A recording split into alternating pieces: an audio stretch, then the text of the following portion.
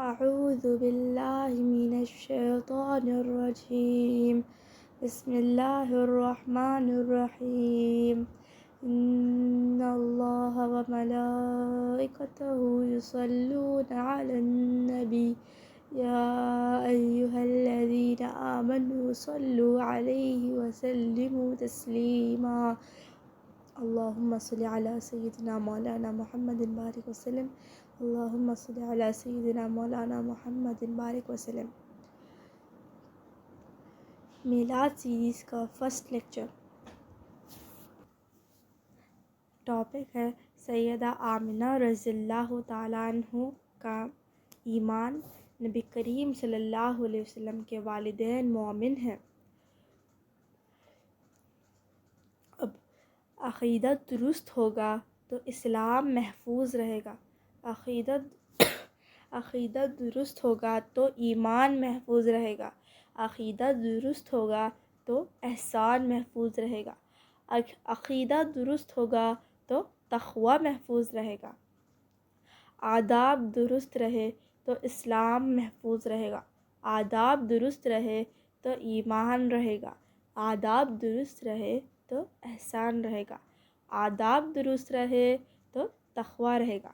اگر بے ادب ہو گئے تو اسلام نکل جائے گا، اگر بے ادب ہو گئے تو ایمان نکل جائے گا، اگر بے ادب ہو گئے تو احسان نکل جائے گا، اگر بے ادب ہو گئے تو تقوی نکل جائے گا، یعنی دین نکل جائے گا۔ تو آداب درست کرنا ہے۔ آداب کیسے درست کریں گے؟ کلمے کے ذریعے سے، لا الہ الا اللہ محمد رسول اللہ صلی اللہ علیہ وسلم کے ذریعے سے آداب درست رہیں گے، اسلام بھی محفوظ رہے گا، ایمان بھی محفوظ رہے گا، احسان بھی محفوظ رہے گا، تقوی بھی محفوظ رہے گا۔ سب سے پہلے میلاد کی محفل کس نے مقرر کی؟ سب سے پہلے میلاد کی محفل اللہ تعالیٰ نے مقرر کی۔ اللہ تعالیٰ نے عالم ارواح میں اللہ تعالیٰ تمام انبیاء علیہ السلام کو دعوت دے رہے۔ کیا دعوت دے رہے؟ جب میرے نبی کا آمد ہو تو ان پر ایمان لانا اور ان کی مدد کرنا۔ جب میرے نبی کی میلاد ہو ان پر ایمان لاؤ اور ان کی مدد کرو۔ جب میرے نبی کا ظہور ہو ان پر ایمان لاؤ، ان کی مدد کرو۔ جب میرے نبی تشریف لائے تو ان پر ایمان لاؤ اور ان کی مدد کرو۔ اللہ تعالیٰ وعدہ لے رہے، کس سے لے رہے؟ تمام انبیاء علیہ السلام سے۔ جب وعدہ کر لیے تو اللہ تعالیٰ فرماتے تمہارے وعدے پر میں گواہ ہوں۔ میلاد کیا ہے؟ میلاد نبی کریم صلی اللہ علیہ وسلم کا مبعوث ہونا۔ میلاد کیا ہے؟ میلاد کیا ہے؟ نبی کریم صلی اللہ علیہ وسلم کا ظہور ہونا۔ میلاد کیا ہے؟ نبی کریم صلی اللہ علیہ وسلم کا تشریف لانا، یہ میلاد ہے۔ نبی کریم صلی اللہ علیہ وسلم فرماتے ہیں اللہ تعالیٰ نے مجھے پاک مردوں کی پشت سے پاک خواتین کے پیٹوں سے منتقل کرتا رہا۔ ایک اور حدیث میں نبی کریم صلی اللہ علیہ وسلم فرماتے ہیں میں نکاح کے ساتھ پیدا ہوا، حضرت آدم علیہ السلام سے میرے والدین تک، میرے والدین پاک ہیں، میرے والدین مومنین ہیں۔ حضرت آدم علیہ السلام سے لے کر میرے والدین تک سب پاک ہیں، میرے آدم علیہ السلام سے میرے والدین تک سب مومنین ہیں۔ یہ کون ارشاد فرما رہا ہے؟ نبی کریم صلی اللہ علیہ وسلم۔ اب نبی کریم صلی اللہ علیہ وسلم دوسرے حدیث میں ارشاد فرماتے ہیں قیامت کے روز ہر رشتہ منقطع ہو جائے گا، ہر رشتہ منقطع ہو جائے گا۔ بیوی شوہر کو نہیں پہچانیں گے، شوہر بیوی کو نہیں پہچانیں گے، ماں بیٹے کو نہیں پہچانیں گے، بیٹے ماں کو نہیں پہچانیں گے۔ ہر رشتہ منقطع ہو جائے گا سوائے میرے رشتے کے۔ نبی کریم صلی اللہ علیہ وسلم کے رشتے قائم رہیں گے۔ اگر ہم نبی کریم صلی اللہ علیہ وسلم سے رشتہ جوڑ لیں،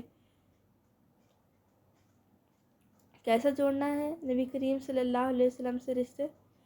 کلمے کے ذریعے سے، لا الہ الا اللہ محمد رسول اللہ صلی اللہ علیہ وسلم، کلمے کے ذریعے سے رشتہ جوڑ سکتے۔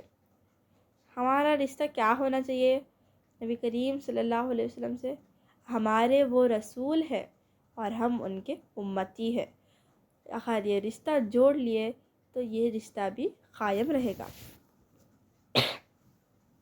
نبی کریم صلی اللہ علیہ وسلم فرماتے، نبی کریم صلی اللہ علیہ وسلم معراج کی رات جنت میں سیر فرما رہے، وہاں نبی کریم صلی اللہ علیہ وسلم حضرت جعفر بن ابو طالب رضی اللہ تعالیٰ عنہ کا درجہ حضرت زید رضی اللہ تعالیٰ عنہ کے درجے سے بھی بلند دیکھے۔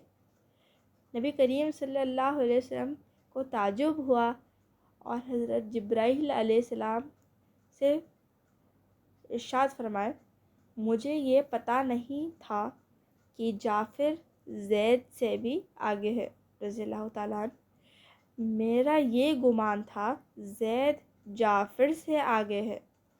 حضرت جبرائیل علیہ السلام عرض کرے، یا رسول اللہ صلی اللہ علیہ وسلم، جو آپ نے گمان کیا وہی ہے، مگر درجے میں جعفر رضی اللہ تعالیٰ عنہ اس لیے آگے ہو گئے کیونکہ وہ حضرت جعفر بن ابو طالب رضی اللہ تعالیٰ عنہ، اسی لیے حضرت زید رضی اللہ تعالیٰ عنہ سے بھی آپ کا درجہ بلند ہے۔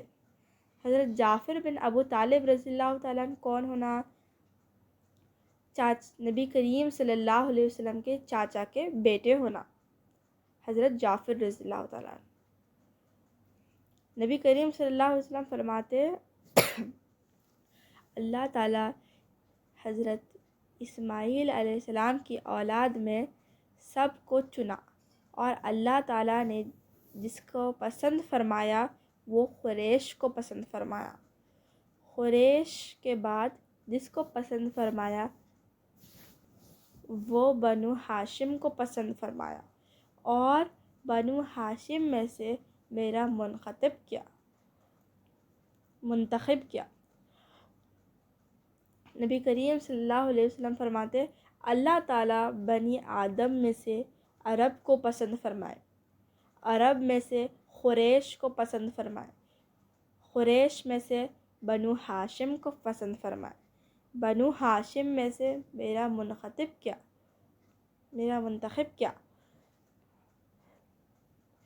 اب قریش نام کیسے پڑا؟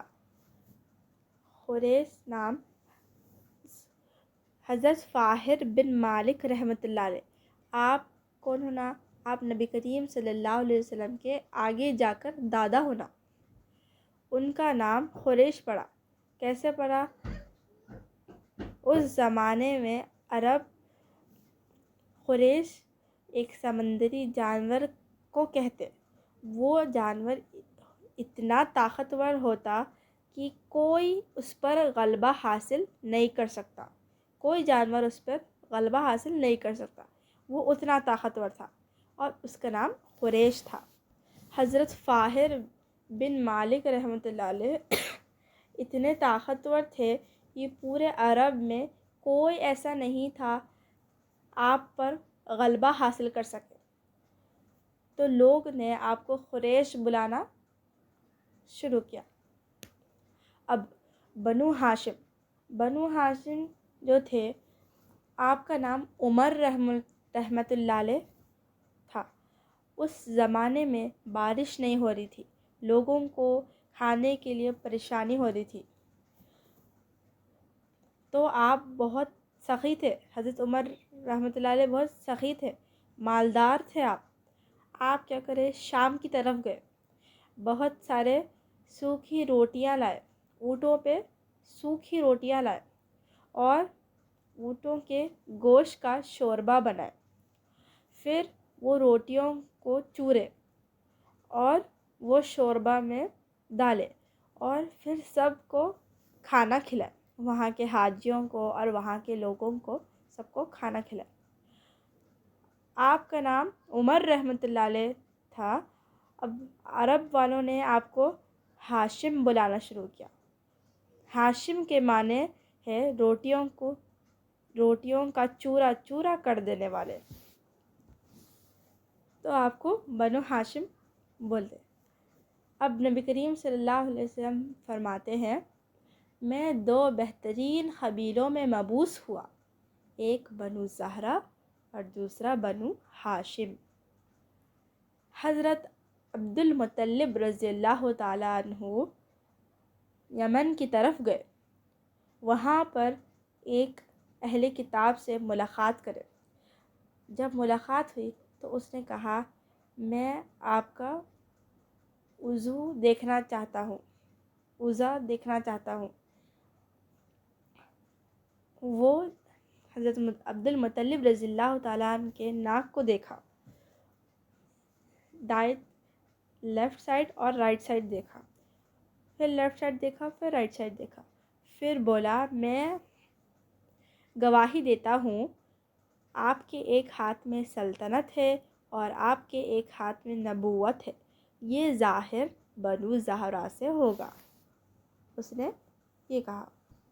حضرت عبد المطلب رضی اللہ تعالیٰ عنہ یمن سے آ کر بنو زہرہ کے طرف 2 رشتے بھیجے، ایک اپنا رشتہ اور دوسرا اپنے بیٹے حضرت عبداللہ رضی اللہ تعالیٰ عنہ کا، اور ایک ہی گھر میں بھیجے آپ۔ کس کے گھر میں؟ حضرت وہب رضی اللہ تعالیٰ عنہ کے گھر میں۔ اب اس سے پہلے ایک واقعہ ہوا۔ حضرت عبداللہ رضی اللہ تعالیٰ عنہ شکار کے لیے نکلے۔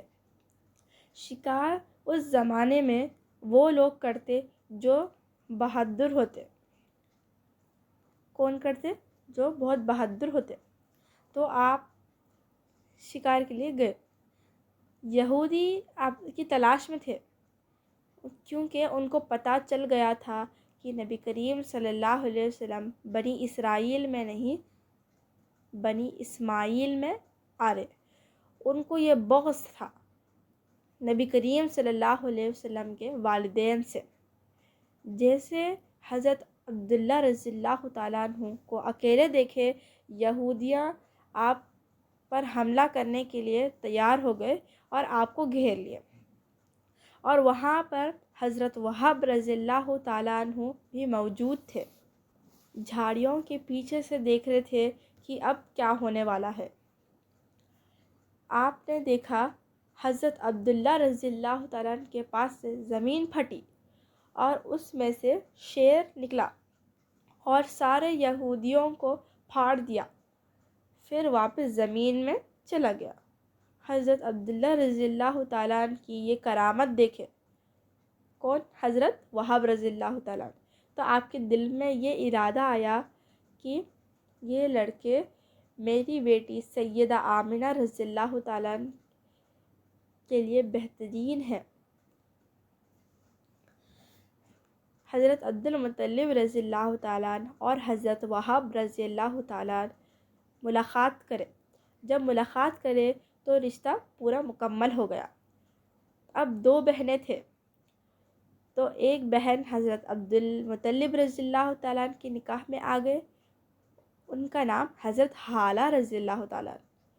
حضرت ہالہ رضی اللہ تعالیٰ عنہ کے جو اولاد ہے وہ حضرت حمزہ رضی اللہ تعالیٰ عنہ اور حضرت صفیہ رضی اللہ تعالیٰ عنہ۔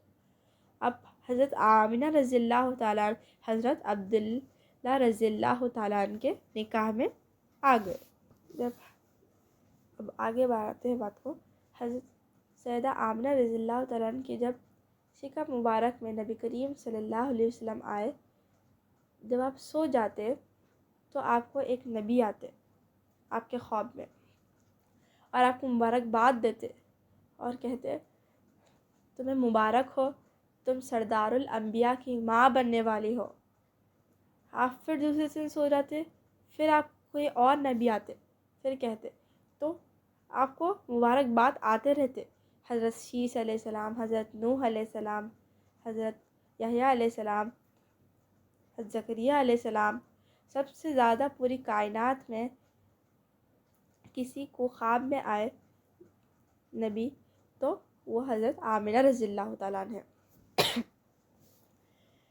جب نبی کریم صلی اللہ علیہ وسلم کی ولادت کا وقت آیا، سیدہ آمنہ رضی اللہ تعالیٰ عنہ دیکھے یہ اونچے قد والے خواتین آئے۔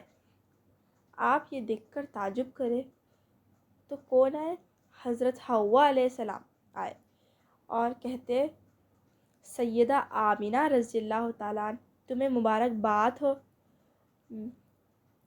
میں حوا ہوں، تمہیں مبارکباد دینے آئی ہوں، تم سردار الانبیاء کی ماں بننے والی ہو۔ پھر دوسرے آتے کون آئے؟ حضرت ہاجرہ علیہ السلام۔ آپ کہتے تمہیں مبارکباد ہو سیدہ آمنہ رضی اللہ تعالیٰ عنہ، تم سردار الانبیاء کی ماں بننے والی ہو۔ پھر اور آپ کہتے میں ہاجرہ ہوں۔ پھر آسیہ علیہ السلام آئے، آپ کہتے تمہیں مبارکباد ہو سیدہ آمنہ رضی اللہ تعالیٰ عنہ، تم سردار الانبیاء کی ماں بننے والی ہو، میں آسیہ ہوں۔ پھر مریم علیہ السلام آئے، آپ بھی مبارکباد دیتے، تمہیں مبارکباد ہو آمنہ رضی اللہ تعالیٰ عنہ، تم سردار الانبیاء کی ماں بننے والی ہو۔ حضرت عبد الرحمن بن عوف رضی اللہ تعالیٰ عنہ کے والدہ اس کمرے میں موجود تھے۔ حضرت آپ کہتے ستارے وقت ولادت جب ستارے اتنے آسمان کے ستارے اتنے قریب آ چکے تھے، ایسا لگتا تھا جیسے اب یہ مجھ پر گر پڑیں گے۔ کب؟ وقت ولادت، ایسا لگتا تھا جیسے مجھ پر ستارے گر پڑیں گے۔ یہ حضرت عبد الرحمن بن عوف رضی اللہ تعالیٰ عنہ کے والدہ فرما رہے۔ حضرت میں کیا سمجھ آیا کہ حضرت آدم علیہ السلام سے لے کے نبی کریم صلی اللہ علیہ وسلم کے والدین تک سارے جنے پاک ہے۔ یہ کون فرما رہے؟ نبی کریم صلی اللہ علیہ وسلم۔ حضرت آدم علیہ السلام سے لے کے نبی کریم صلی اللہ علیہ وسلم کے والدین تک سارے مومنین ہیں۔ نبی کریم صلی اللہ علیہ وسلم کے والدہ حضرت سیدہ آمنہ رضی اللہ تعالیٰ عنہ آپ مومن ہیں۔ حضرت عبداللہ رضی اللہ تعالیٰ عنہ آپ مومن ہیں۔ تو اسی بات سے اپنی بات کو ختم کرتی ہوں، دعا کرتی ہوں جو کچھ بھی کہا گیا سنا گیا عمل کی توفیق عطا کر کہنے والے کو اور سننے والے کو دونوں کو عمل کی توفیق عطا کر، ہر جو بھی غلطی ہو گئی اس پہ معاف کر دے۔ واسطہ نبی کریم صلی اللہ علیہ وسلم کا۔ ان اللہ وملائکتہ یصلون علی النبی یا ایھا الذین آمنوا صلوا علیہ وسلموا تسلیما اللہم صل علی سیدنا مولانا محمد بارک وسلم اللہم صل علی سیدنا مولانا محمد بارک وسلم برحمتک یا ارحم الراحمین الحمد للہ رب العالمین۔ السلام علیکم ورحمۃ اللہ وبرکاتہ۔